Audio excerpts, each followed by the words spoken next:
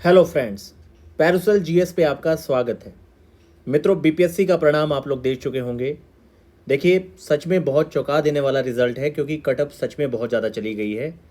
आप इससे एक अंदाज़ा तो आप लगा लीजिए कि जितना रिजल्ट आ रहा है उसके अनुसार बच्चे बहुत अच्छा परफॉर्मेंस कर रहे हैं, क्योंकि कहीं ना कहीं जितनी ज़्यादा वैकेंसी अब आ रही हैं सारे कमीशन के द्वारा, वैसे में कहीं ना कहीं जिन विद्यार्थियों की यूपीएससी ओरिएंटेड तैयारी है, जो यूपीएससी पे 1/3 नेगेटिव के साथ यहाँ पर सबसे ज़्यादा बिहार ओरिएंटेड जो विद्यार्थी तैयारी कर रहे थे, उन बच्चों के साथ सबसे ज़्यादा यहाँ दिक्कत यही आई है कि उन्होंने अपनी क्षमता में बहुत ज़्यादा मेहनत की, लेकिन उन्हें कोई एक्सपीरियंस नहीं है 1/3 नेगेटिव के साथ ज़्यादा से ज़्यादा पेपर देने का, और ना ही ज़्यादा अदर स्टेट्स में जाके उन्होंने यूपी पीसीएस वगैरह किसी दूसरे एग्जाम्स को टारगेट किया। तो इसलिए जिन विद्यार्थियों ने 1/3 नेगेटिव के साथ पहले भी कई सारी परीक्षाएं दी हैं और 4 से 5 महीने बहुत ज़्यादा हार्डवर्क किया है, वो लोग आसानी से अपने आप को 90 के ऊपर लेके जा पाए। बहुत सारे विद्यार्थी 88, 89, 90 की रेंज में भी फेल हुए होंगे इस परीक्षा में, लेकिन फिर भी कुछ प्रश्न डिलीट हुए थे, तो जिनका भी 89 की रेंज में स्कोर था, फाइनली वो उन लोगों का कई सारे मुझे मेल आए कि 89 पर उनका हुआ, मतलब 89 स्कोर था, लेकिन क्वेश्चन डिलीट होने से 92 स्कोर हो गया और उनका जो आपकी प्रारंभिक परीक्षा है क्लियर हुई है।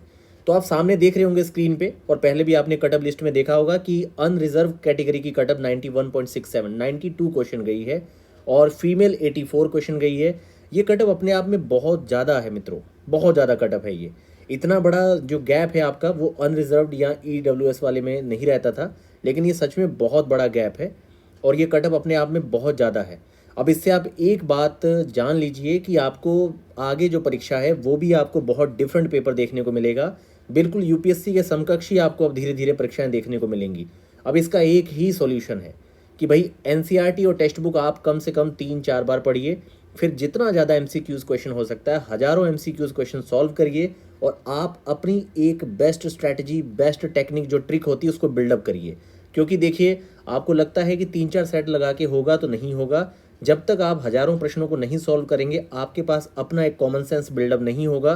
क्योंकि यहाँ पर मेरे ही जो कई सारे विद्यार्थी हैं जिनका 98, 100 की रेंज में भी स्कोर आया है, उनकी स्ट्रैटेजी मैं उन्हीं के द्वारा वीडियो बनवा के आपको सेंड कर दूंगा, जहाँ उनके द्वारा लिखी हुई शेड्यूल जो है पूरा ले लिया जाएगा, और उन लोगों ने कैसे 100 के टारगेट को अचीव किया इस तरह के पेपर में। लेकिन आप एक बात जान लीजिए, सच में कटअप बहुत ज़्यादा गया है। अब इससे आप आइडिया लगा लीजिए कि अगर सीटें आगे भी भविष्य में आपकी इसी तरीके से आती हैं, तो कितना ज़्यादा स्कोर आपको उठाना होगा। अगर आप अपनी आंखों के सामने 92 स्कोर देख रहे हैं, तो आपके दिमाग में तो रह रहा होगा कि भाई 100 करना पड़ेगा सुरक्षित रहने के लिए, क्योंकि कई सारे प्रश्न डिलीट भी होते हैं। तो 1/3 नेगेटिव के साथ ऐसा पेपर जहां बच्चे 120 क्वेश्चन अटैम्प्ट नहीं कर पा रहे हैं, पढ़ ही नहीं पा रहे हैं, उनकी स्पीड ही नहीं है पढ़ने की, वहाँ पर किस तरीके से अपना स्कोर इतना रखेंगे? क्या वो ये परीक्षा छोड़ दें, कुछ और परीक्षा की तैयारी कर लें? तो मित्रों, आसान नहीं है ये। देखिए, एक एटीट्यूड है, एप्टीट्यूड है, इसे बिल्डअप किया जा सकता है, हार्डवर्क से इसे डेफिनेटली बिल्डअप किया जा सकता है। बस आपको जुनून हो, बहुत ही जुनूनी होकर पढ़ना पड़ेगा, बहुत ज़्यादा जुनूनी होकर पढ़ना पड़ेगा आपको।